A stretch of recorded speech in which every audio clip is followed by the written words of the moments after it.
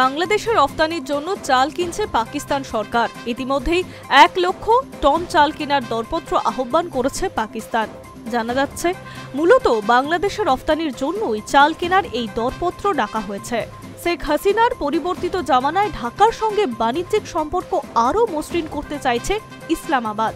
বাংলাদেশের চাল রফতানির জন্য পাকিস্তানের এই উদ্যোগও সেই দিকেই ইঙ্গিত করছে।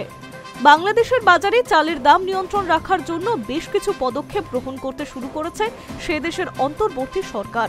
দেশীয় বাজারে চালের দাম কমাতে সম্প্রতি চাল আমদানির জন্য আরও কিছু দরপত্র ডেকেছে বাংলাদেশ। ঠিক এই সময়েই পাকিস্তানও ঘরোয়া বাজার থেকে চাল কেনার দরপত্র আহ্বান করল। বাংলাদেশের রফতানির জন্যই ওই চাল কিনছে তারা।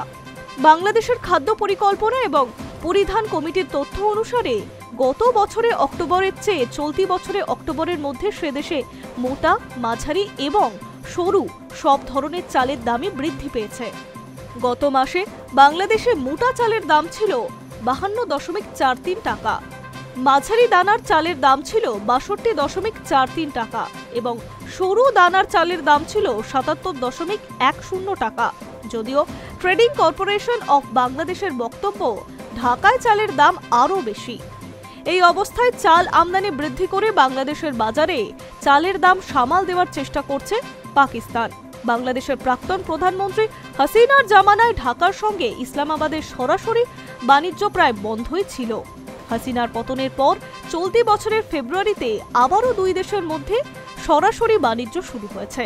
তারপর থেকে বেশ কয়েক দফায় পাকিস্তান থেকে 50,000 টন চাল আমদানি করছে বাংলাদেশ।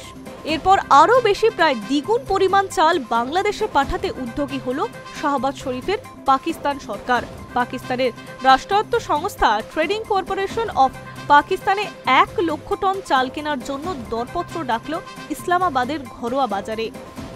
গত বৃহস্পতিবার দরপত্রের আহ্বান জারি করে তারা। দরপত্র জমা দিতে হবে আগামী শুক্রবার।